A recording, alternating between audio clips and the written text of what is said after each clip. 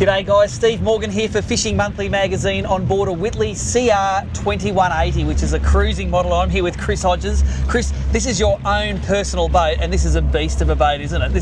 It's a lovely Whittley. Can you tell us a little bit about it? Sure can, Steve. Yeah, look, I purchased the 2180 about 12 months ago, and I started off with a 18-foot fishing boat and found that had the outboard motor on that.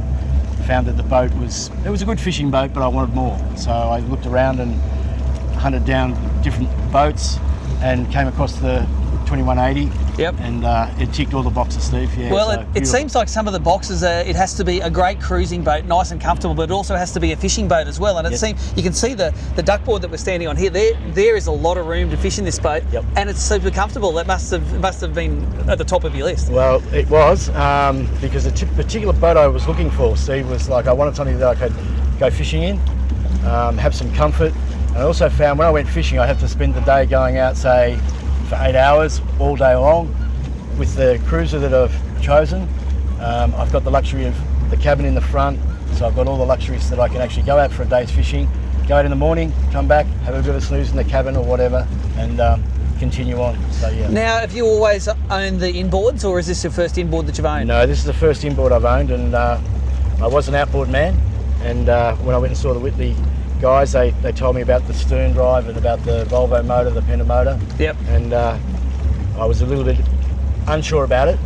They took me for a test run in the boat, and it just was unbelievable. Yeah, so it was great. It's a 200 horsepower Volvo Penta. Yep. G model, and it just goes. So anyone that's nervous, I suppose, of making that transition from outboards to inboards, it's not hard to do, is it? You didn't have troubles with it? Not at all, not at all. I had a little bit of a query where I thought, well, I was used to the outboard motors, and like with an inboard stern drive, I was worried about like when I'm coming in close to, say, the shore or whatever, you know, I can't see the leg or whatever. With the trim that I've got on the controls at the front, I just trim it when I'm coming in. I know what level I need to be at, and I can go anywhere everyone else can go with their outboard motor. So yeah, I haven't looked back. So tell us about this thing on the trailer. I see it's on a twin axle trailer, which it needs to be for a boat of this rig. What does it come in at weight wise on the trailer, and how difficult is it to tow? It's very easy to tow. Retrieving and coming in, not a problem at all. Drive on, drive off? Drive on, drive off trailer. So yeah, it's really easy. So one person can do it. Although the boat's a cruiser, people think, oh, it's maybe too large. Not at all. It's quite easy to bring in and out, so not a drama at all. I think a lot of people are scared as they move up in boating classes. It is a little bit daunting going from something which is easy to tow, single axle trailers, up into things that have electric brakes and twin axles. But in reality, if you look after your gear and all your gear works, it's no problem, is it? It's fantastic. Yeah. So if you're looking after all your gear, what I do now is when I pull up at the ramp, I go through a certain stage where I look and say, okay, are my bungs in? Are my straps taken off, etc. So you go through that ritual and you get really used to it, and it just becomes so easy. So it's a foolproof type of operation. Sounds like a plan made up by a man who has left his bungs out before. Hey, I know I've done it heaps of times. We've all done it. Look, I think the best thing for us to do now is we're going to head out on Port Phillip Bay. We're going to give your baby a run, and we're going to come back to you and tell you just how this Whittley goes in the water.